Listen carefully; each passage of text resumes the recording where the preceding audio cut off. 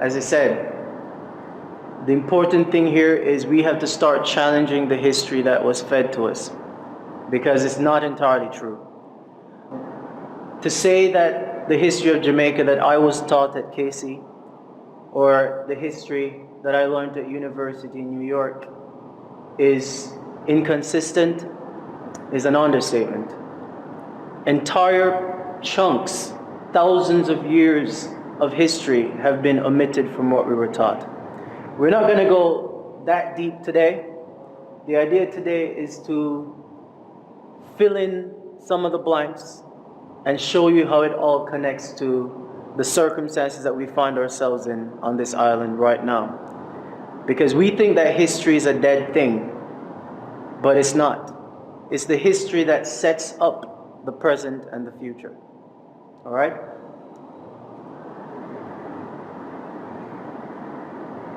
This first slide, I'm being kind of tongue-in-cheek about it. Just to make you wonder, what makes you Jamaican? And what makes this island Jamaica? You ever wondered about that? Who told you you were Jamaican? We know it wasn't God. And if God never tell you, then it can't be true. It must be that some men made it up. Anyway, history is a weapon. And much of the history that we were fed in school is a fiction. But it was told to us in order to make us accept that England has a legitimate claim to own the island, fair and square. And that we are merely immigrants here, so we can't really challenge their ownership, can we?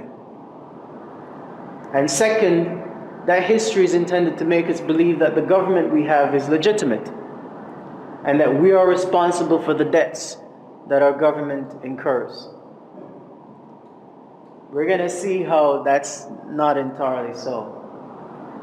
Now, in order to do that, we're going to have to take down some of these lies, which means that we're going to have to correct 500 years of history, from 1494 to 2014, and 520 years. 7 points we're going to cover. The first point, Christopher Columbus was not an explorer. There were no such people as Arawak Indians, certainly not here. There was no transatlantic slave trade.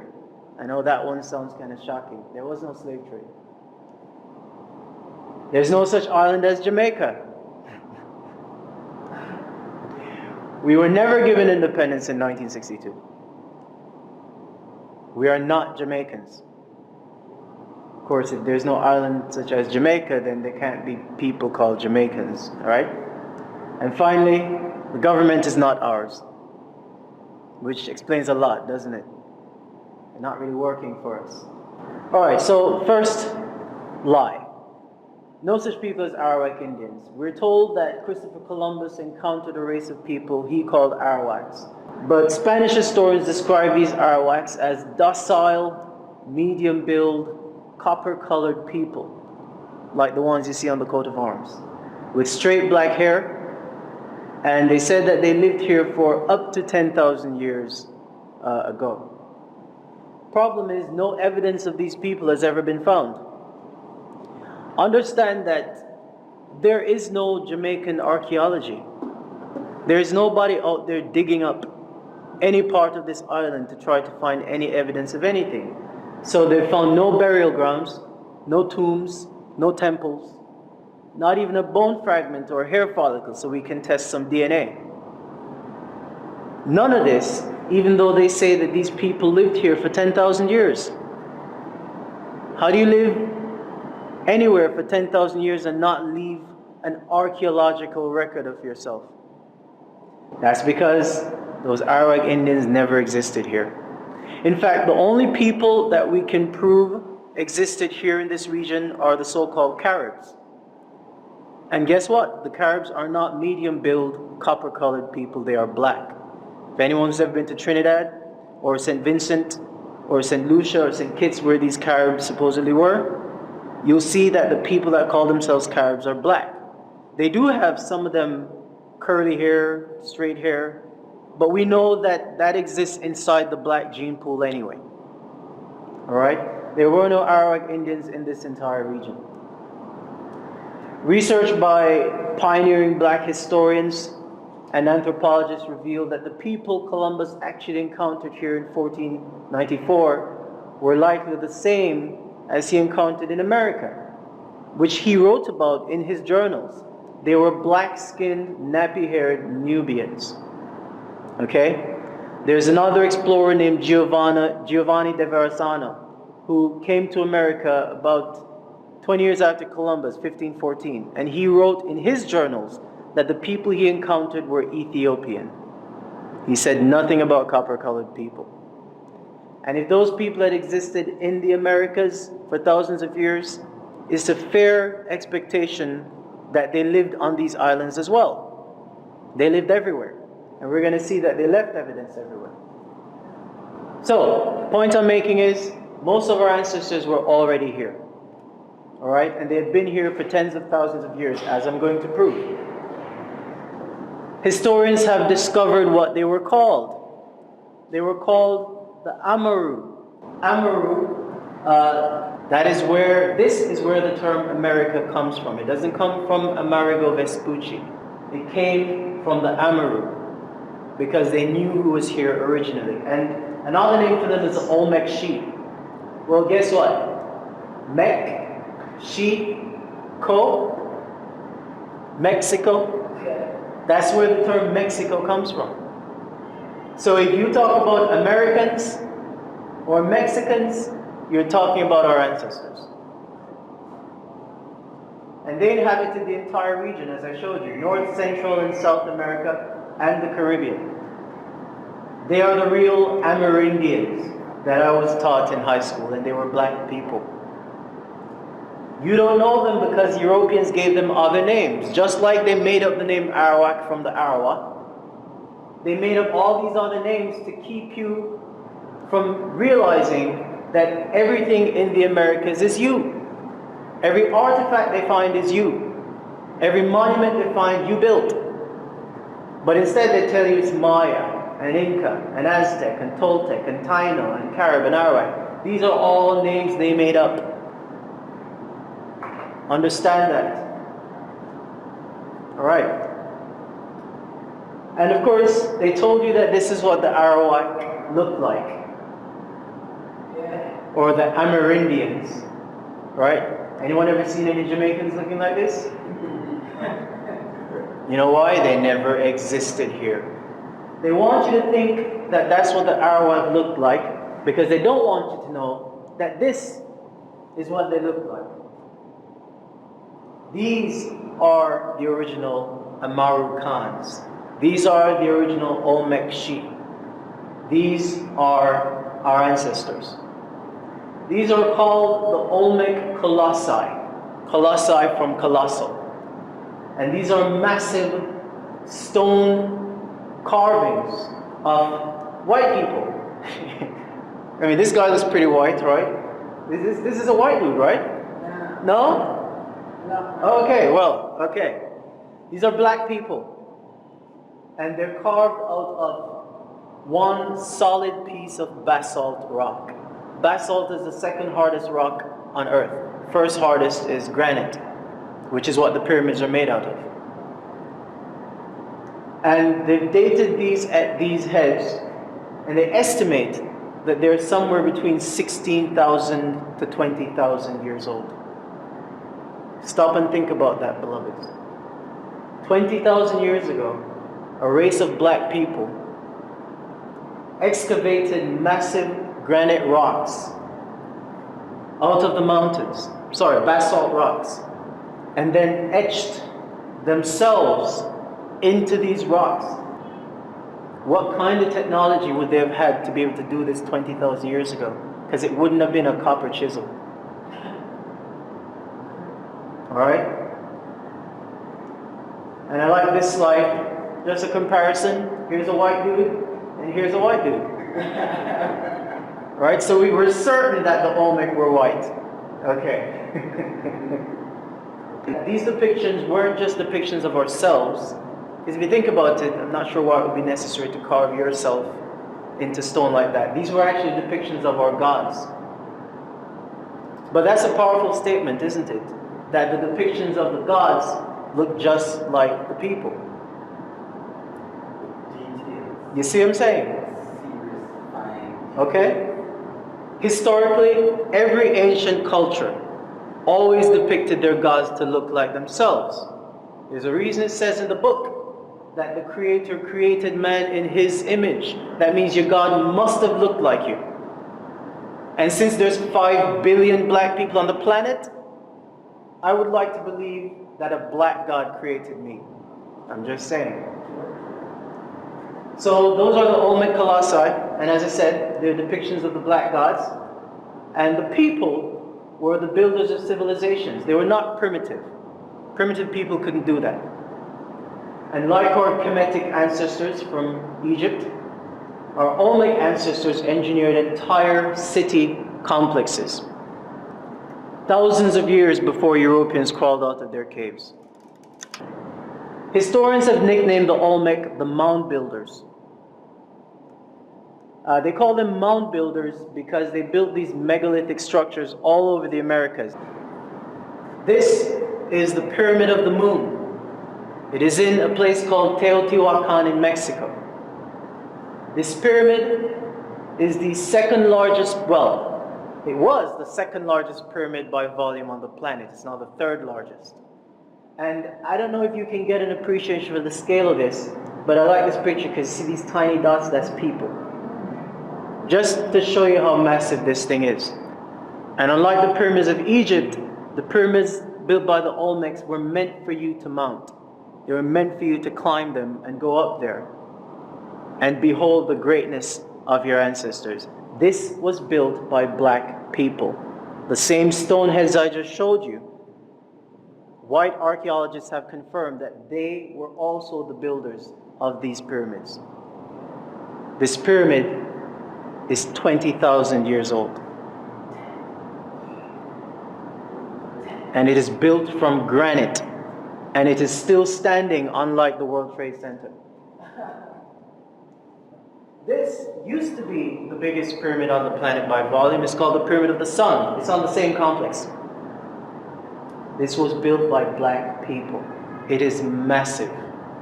It's called the Pyramid of the Sun because it is designed to align with solar phenomena.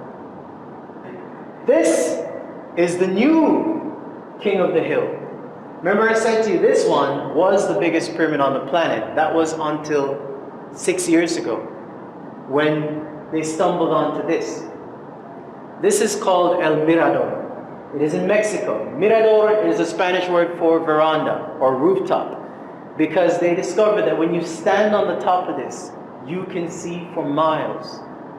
And guess what? When they stood on the top of it, now this had been covered up by jungle. Just to show you, imagine how old this is.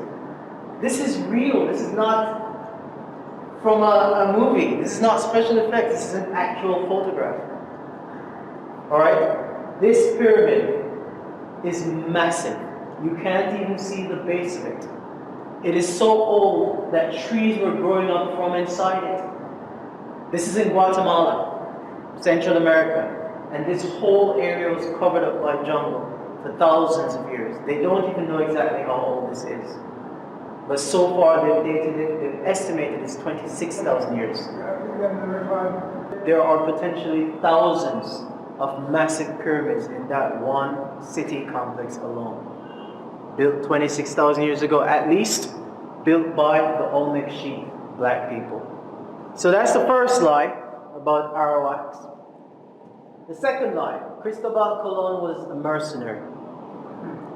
This is the man that you know as Christopher Columbus. Anybody ever wondered why suddenly in 1492 all these Europeans decided that they were going to jump on boats and start exploring everywhere? Well, there's a reason. There's always smoke, fire behind the smoke. In 1491, 1 year before his first voyage, there was a war between the Moors and the white Europeans. Actually, that war had been going on for a very long time. The Moors had ruled Western Europe for 700 years. But in 1491, when Queen Isabella and King Ferdinand defeated them at Granada in Spain, Pope Innocente, I love how the popes always have nice names. Pope Innocent. Pope Innocent the Eighth legalized the enslavement of black people all over the world and the theft of their lands and their wealth by white Europeans. This happened in 1491, and then in 1492, the voyages all started, right? You had Portugal, Spain, the Dutch, France, and Britain. Everybody just started exploring the so-called New World. How can it be the New World, by the way, if it's older than your world? I mean, I just showed you a 26,000-year-old pyramid in the New World. Anyway, Columbus's first voyage was a military reconnaissance mission. Everybody understand what that is? When you want to wage a war with an enemy that you're not familiar with, you send somebody to scope them out. See how fortified their nations are, see what kind of weaponry they have. And we know this for a fact because he only took 3 ships. Everybody knows the name of those 3 ships, right? Nina, Pinta, Santa Maria. And he only took about 80 crewmen. But when he came back in 1496, 17 warships and 1,300 soldiers. And those ships were carrying cannons, those ships were carrying armory, but he was just an explorer. Columbus and his crew sailed from island to island, wiping out the natives who fought back and enslaving the survivors. This mass murder was justified as converting savages to Christianity in order to bring them under the dominion of Rome. It's called forced denationalization. Denationalization is when somebody takes away your indigenous rights. And dispossession is when someone takes away your birthright property. That was what this whole voyage was about. Because that was the only way they could claim the land. They had to wipe out and disinherit the rightful owners. That is why they made up the story of Arawak. They don't want to admit that they came here, saw black people, and tried to eradicate all of them and then enslave the rest of them. And that their ownership of our island was illegal from day one. This was all done, as I said, with the blessing of the Pope and the Roman Empire, which owned the Kingdom of Spain, Kingdom of Britain, the Kingdom of France. And everything the Romans did, they carried around a red cross. We know the red cross. We're familiar with it, right? The first time we saw those red crosses was on these guys. These are the Knights Templar. Yeah. The Templar were the armies that were sent into Africa to conquer and destroy. We also know the red cross from these 3 ships come sailing in from Cristobal Colon. This is the Santa Maria, the Nina, and the Pinta. See? Same red cross. Pay attention to that red cross. All crosses lead to Rome. There's a reason that our ancestors made up that word crosses. What does crosses mean in our language? You see? They knew that anytime some bad shit happened, crosses was behind it. Alright? But here's another place that you'll find that red cross that you probably never thought about. Look at this. What's that? What's this? This is a red cross. Right here. That's the cross of the Templars. This is a seal of ownership. And you know how we know it's the cross of the Templars? Because what's this? That's knight's armor. On our coat of arms. Alright? And then of course we have the fake Arawaks, the medium brown, docile, long-haired people. And out of many one people. Do you guys know that the last census, which was done in 2011, confirmed that this island's population is 98% Unions? Out of which many? Which many people? There's only one people on this island. But here you are, the Red Cross. Crosses, that's who owns the island. And of course, all crosses lead to Rome and this pedophile. This is the last Pope, Pope Benedict. I call him Pope Maledict because this is, I'm going to keep the language clean because we're recording. And again, by the way, let me just say, I mean, I know that the Christians in the room know that your religion and this man are not the same thing, okay? All right. All crosses lead to Rome. All right, point number 3. Was it a slave trade or was it a transatlantic war? The story of a massive 300-year slave trading operation that brought 12 million Africans to the Americas, that's North, Central, and South, is a cover story for the European crusade against our black ancestral civilizations. As I just said, the Pope authorized it in 1491, and suddenly they were out there discovering places full of people. Places that weren't lost were being found. The slave trade was part of a centuries-long race war. Now this is powerful stuff. This is powerful stuff. And let me not get ahead of myself. In this war, Arabs, pale Arabs, who had been in conflict with the black Islamic empires of Africa since 1189, allied themselves with the white Europeans and black Christian converts in 1491 to wage a war that would destroy every black civilization on the planet. Again, a lot of stuff I'm going to touch on. I'm not going to go too deep in it because it's just outside of the scope of this. This transatlantic war combined military invasion and genocide with biological, psychological, social, legal, and financial tactics to achieve total domination over indigenous Nubian peoples. The defeated Nubians were captured as prisoners of war. Again, we go back to the Europeans and their wordplay. The people you are calling slaves are prisoners of war. They're prisoners of war. And what you're calling a slave trade was a war. It was a race war. This strategy was done in order to dismantle families, tribes, and nations. You break them up, that's divide and conquer. To destroy languages, cultures, and lineages. And to dictate a new name, a new identity, and a new story for our people. In other words, to replace our greatness with weakness. To tell us that we didn't accomplish or build anything. We started out as slaves. So how were we made slaves? It was a process, it was a strategy.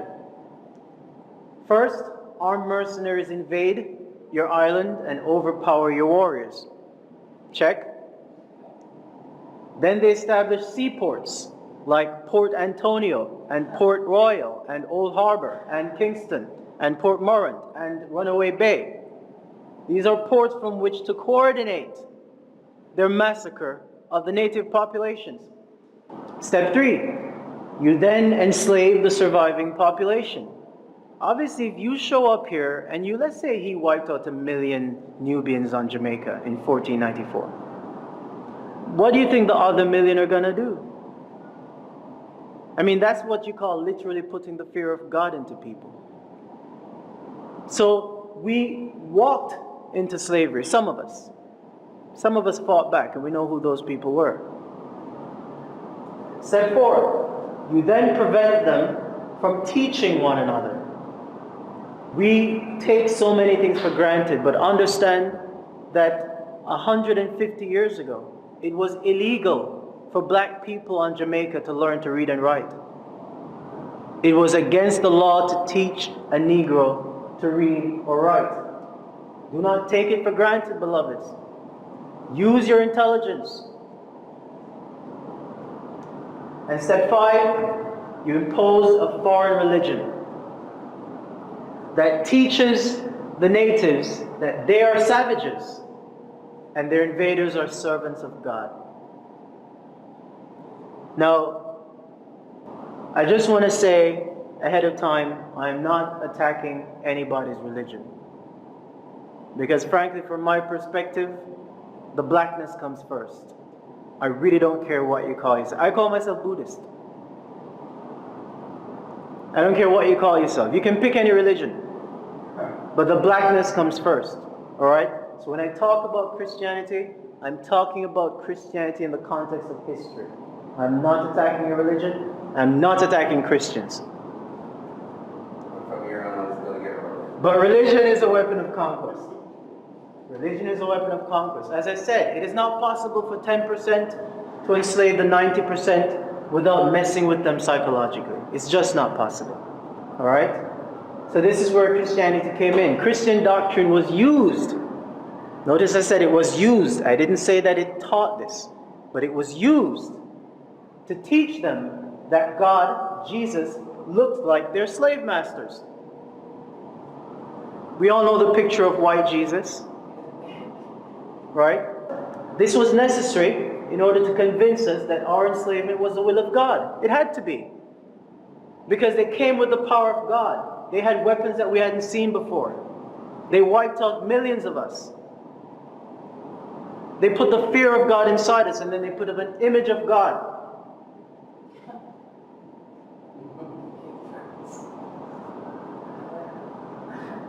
And we feared that image. Because every time we saw him, the slave master. Every time. Every time. That's why we were obedient. And it wasn't just that. But I want to show you that this is what makes this possible. You see that? This is from an island in the Pacific called Tuvalu. It's one of the last colonies that Britain conquered in 1968. Ain't that some shit? Right after we got independence, they were still going out there conquering more black people.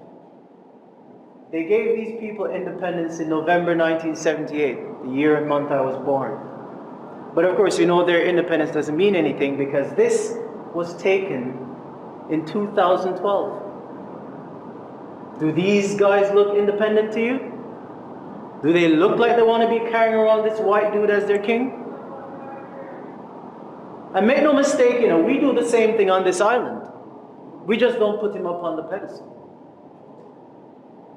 And finally, the Bible, conveniently, is full of scriptures that made you accept all of this domination. And I want to begin by reading to you one particularly pernicious section of scripture. Now again, let me just make it clear. This is not the word of God. This is not the word of God. This is the word of men, written into the book that you are told is the word of God. You follow me? God didn't say this. God didn't sanction any of this. God couldn't possibly have done that because God had to have been black. But I want you to read this because you need to understand the psychology. 1 Peter chapter 2, verse 18 to 20. Slaves, in reverent fear of God, submit yourselves to your masters. Not only to those who are good and considerate, but also to those who are harsh. What? For it is commendable if someone bears up, that means endures, bears up under the pain of unjust suffering because they are conscious of God. It is commendable for you to endure enslavement because you honor God when you do so. Alright? Now this part I love.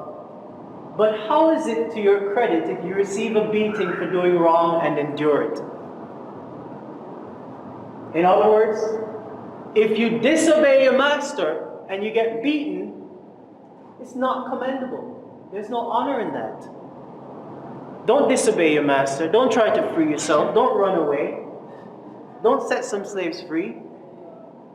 It's not commendable. But if you suffer for doing good, meaning doing what the master tells you, and you endure it, this is commendable before God.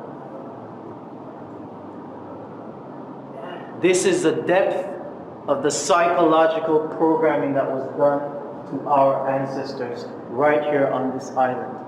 This is not the word of the Creator. This was put into the book to ensure that an agenda was followed. So, have you ever wondered how these churches got started on this island? Starting in the mid-1700s, the plantation masters opened up the religion to the slaves, but they did it a very specific way. First of all, they made sure that one slave was taught how to read and write. This would have been the only literate black man in the room. And he would have been a house slave. But here's where this gets deep. The white master is sitting in the midst of the congregation. He's overlooking his slaves. But he's there to make sure that this guy teaches them what he's supposed to teach them. Right? This guy was called the overseer. Anybody here goes to a church of God? Pentecostal church? This is where your overseer came from. The overseers are not black, but this is where they came from. Again, this is not to attack your religion, it's just to show you that religion was used as a weapon, just like the bullets and the bombs, in order to conquer us. Now this one is going to be shocking.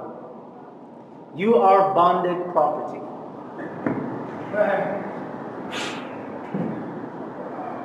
A slave is bonded or bounded, same word, same root.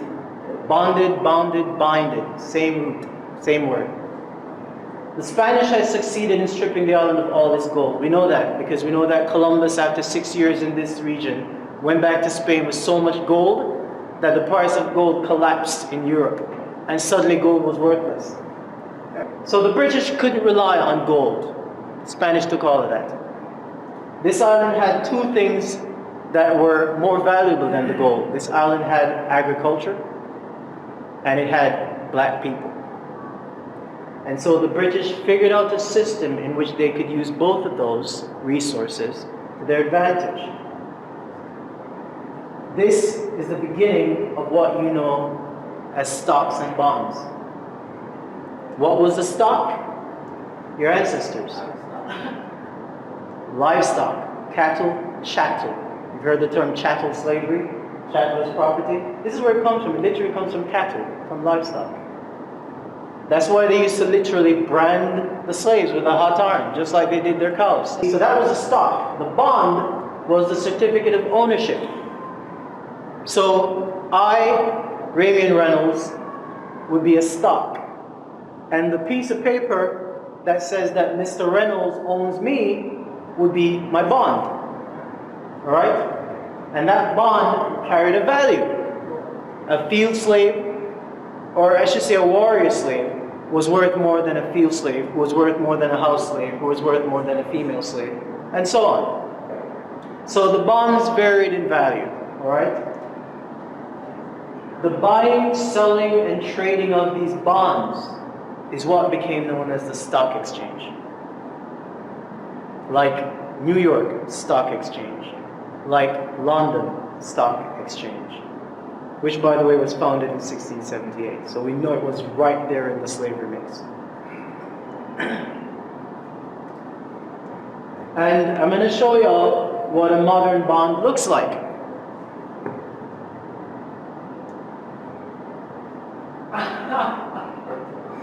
Who knows what this is?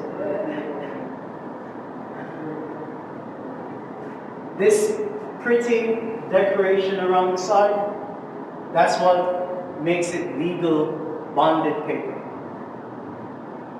It's a certificate. It says right up here. It's a certificate. It's a bond. It's a bond. This is a bond. Remember I said, I'm the stock. This is my bond. And my bond carries a value. Depending on the stock. Depending on the quality of my stock. This is what is the basis of the stock exchange. This is what built the economy of England. Now let's zoom in on this because I want to show you some details on this. I can't just drop this bomb and move on. This is a bond number. It's called a sequence number. It's a financial number. It starts with A for asset. This seal is a seal of the corporation. that registered you. We can spend a whole lecture on this. Here we have the certifying officer. This signature is important. It's what certifies it, and then it's sealed. And we all know the Red Cross, the Cross of Rome. It's right there on your bond certificate. Rome owns you. This is not a play thing. It's not theoretical. This is how the global financial system was actually built. And it's how it still functions. It is how white Europeans continue to extract wealth from black people. Point number 6, moving through these, the so-called independence at last. Okay, in 1692, when colonial government was pretty much set up, right? Remember, they took it over in 1655, they named it Jamaica in 1661, by 1692 they had this lockdown. That government consisted of a governor, an executive council, and magistrate courts of admiralty. All the courts in Jamaica up until 1962 were officially maritime courts. That means they were courts of commerce. They had nothing to do with law or common law. The governor was known as the Lord of the Land, and the chief commander of the Jamaica militia, which up until 1952, that's the name of the JDF. It was called the Jamaica Militia. Has the Jamaican militia, or let's say the Jamaican army, has the Jamaican army ever fought a war with another country? No. You know who the Jamaican army has fought with? Us. Us. The only people these soldiers have ever killed is Jamaicans. Just like they did in Tivoli.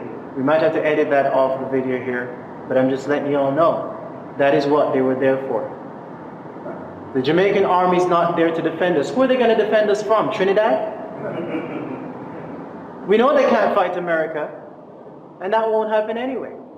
They are there to maintain the power of the Governor General by violence and force. By 1962, as the black population became a supermajority, and I love that word because what it means is that we went from outnumbering them to outnumbering them so massively that they knew that they couldn't possibly continue with the system that they had. They had to make some changes. In order to appease the black citizens, the British Crown decided to hand over some responsibility to a desegregated local parliament. Remember, before 1962, the parliament was pretty much white. White people ran this island outright. They always have. In 1962, they allowed some niggas to enter into Gordon House. Or I should say some more. I mean, Hugh Sherrill was there, but he was like a token Negro. Not to offend anyone, all right? But this is all the independence did. The British flag, which has flown over Jamaica for the past 3 centuries, is about to be replaced by the Jamaica national flag, heralding the birth of the new nation.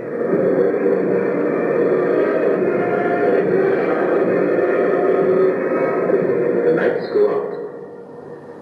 The Union Jack is lowered, and the new flag of Jamaica raised.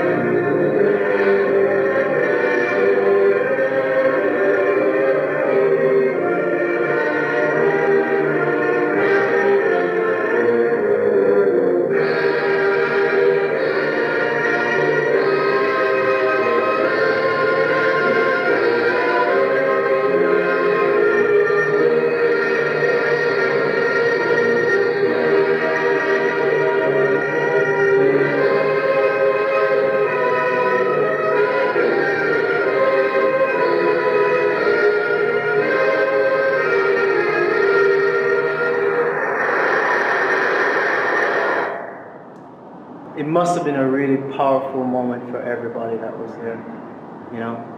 I know my grandparents were full of pride, but we didn't know what they were selling us. All they did was literally give us a flag and an anthem. I promise you that's all that changed. It was a lie. Here's what the Act of Independence did not do. And by the way, I've read that act. I read a bunch of acts. You have to when you're dealing with this subject matter. You got to read a whole lot of colonial laws. We know what it did. Here's what it didn't do. It did not relinquish the Queen's claim of dominion over the island. She still owns it. It did not return ownership of the land and the resources of the people. We don't own them. It did not restore our birthright inheritance. It did not compensate the natives for the wealth stolen from us through 400 years of slavery. It did not remove the Queen as head of state. She's still very much there. And by the way, I've heard that the government here has said that they want to remove the Queen and move us to a republic. They don't have the authority.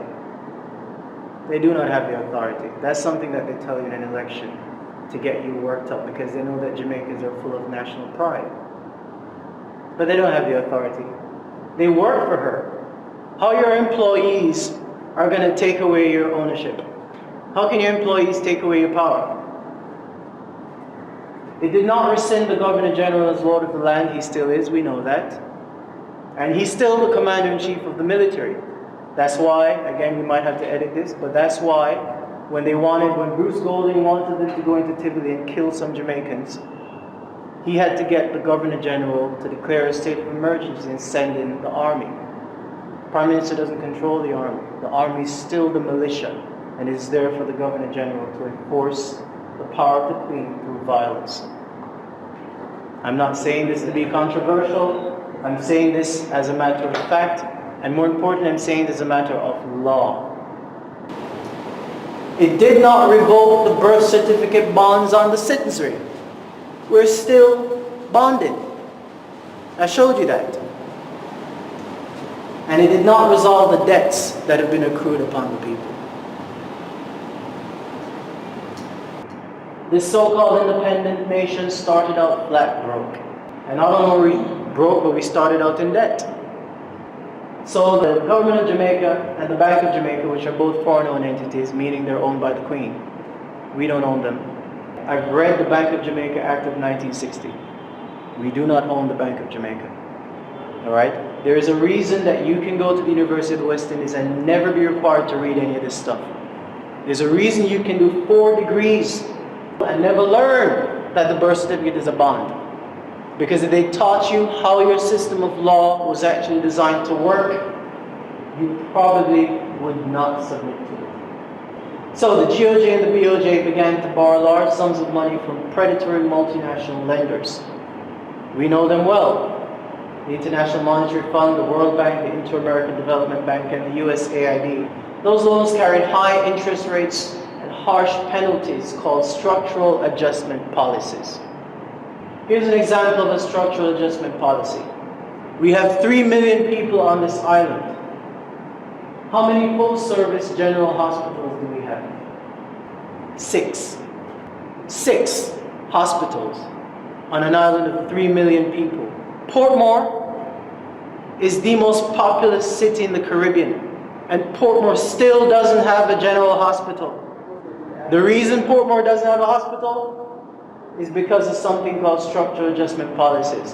When the IMF lends you money, they tell you what you can spend it on. And they told us explicitly, you can't build no new schools. We haven't built any new schools in 20 years. We haven't built any new hospitals in 30 years. This is why. This is the grip of poverty. The other thing that these structural adjustment policies have caused is the sellout of all our resources. That's why we don't own the bauxite. We don't own the tourism industry. We don't own the telecommunications company. We don't own the power company. We don't own the water company. We sold out all the farmland. We sold out the airports. We don't own them. So 52 years later, as we were waving flags this August, those SAPs are essentially running the economy. They dictate everything from the value of the dollar to the rate of income tax to whether a school stays open or your road gets fixed. Today, half of every dollar of tax you pay goes towards servicing the debt. And the other half, by the way, goes to royalties and the bondholders. Your taxes do not finance your country at all. At least your income tax doesn't, not a dollar of it. The end result, of course, is a bankrupt economy. There is a group, a think tank in Washington, D.C. called the Center for Responsible Economic Policy. They published a report last year. In that report, they declared that Jamaica is the single most indebted nation on the planet. That means out of all the 198 countries on earth, we're the only ones who owe so much money relative to the size of our economy. Our debt exceeds our GDP. We cannot possibly repay it. We're not meant to. And basically, we now have an entire population working to service that debt. We are now debt slaves. We have gone from being bound slaves to being bonded slaves to being debt slaves. That's why the subtitle on the flyer you got said, "How we were made slaves and why we're still not free."